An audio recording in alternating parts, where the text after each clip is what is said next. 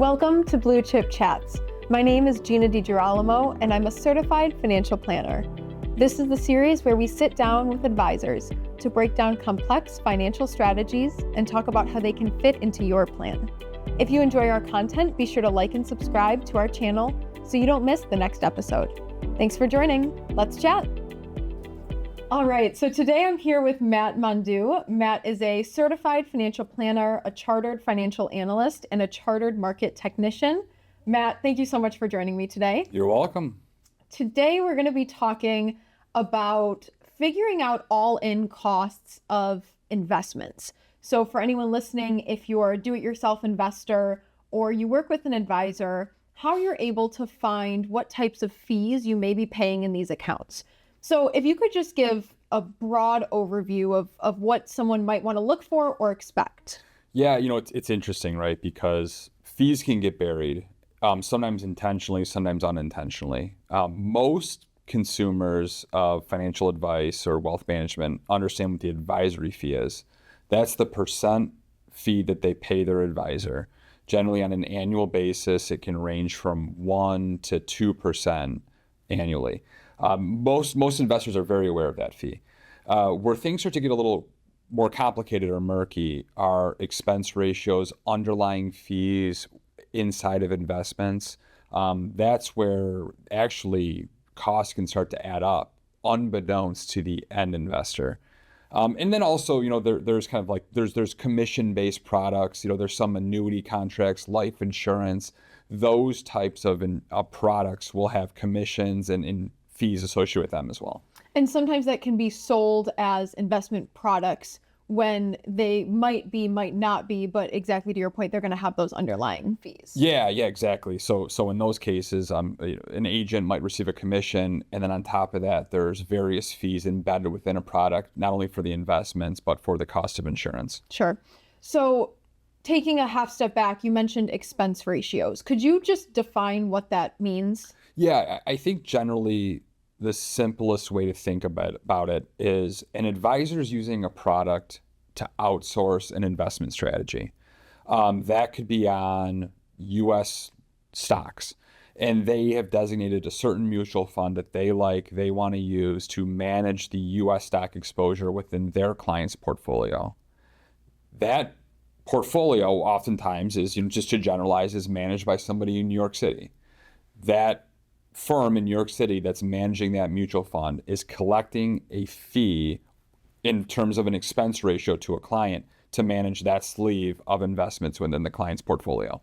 So oftentimes you're seeing that a client will have that expense ratio in the fund that they own and additionally pay an advisor as an overall management fee for their portfolio. Exactly. And there's another style of fees that's very prevalent as well, and they're associated with products called separately managed accounts.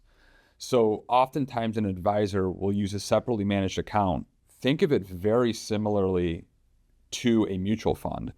However, the client feels like they have individual stocks.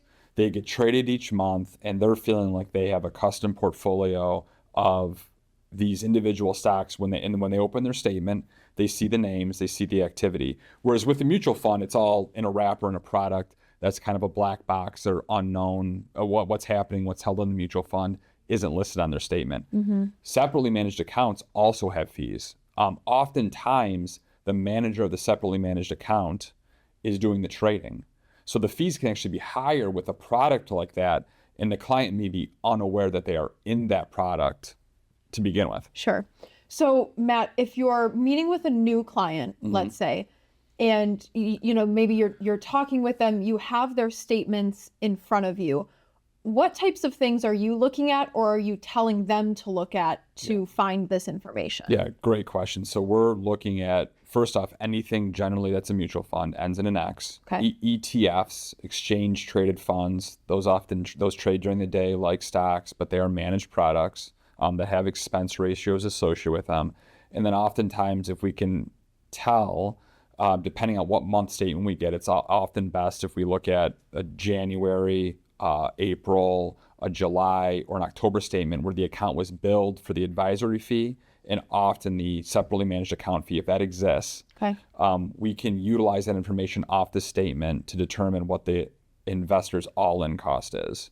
The advisory fee will be a line item. We'll need to do a little bit of work on our end, or the investor could do the work as far as gathering information on the products within the portfolio, mutual funds, or separately managed accounts.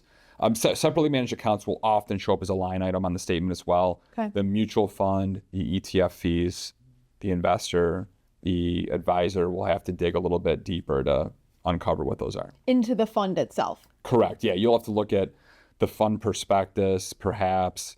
You could go to Yahoo Finance, type in the ticker. There's a bunch of different ways to do it. Go to the fund website. It's accessible. It's relatively easy to find. It's not necessarily obvious, but it's relatively easy to find, through the internet. Sure.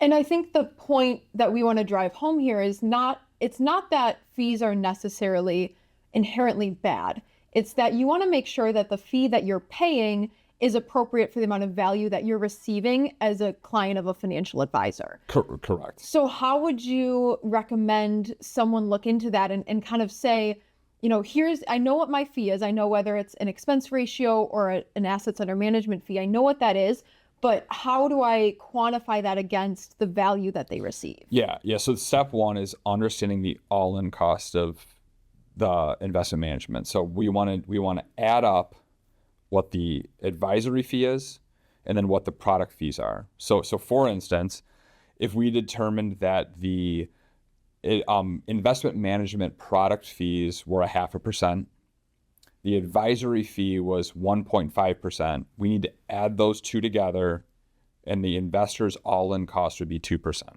Okay. Now, knowing that, the investor can make an educated decision.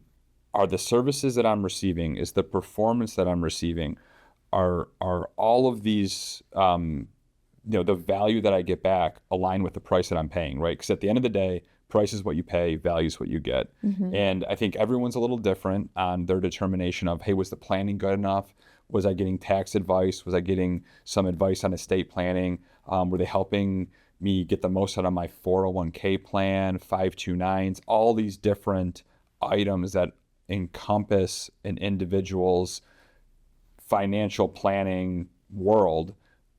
Are they getting the value back?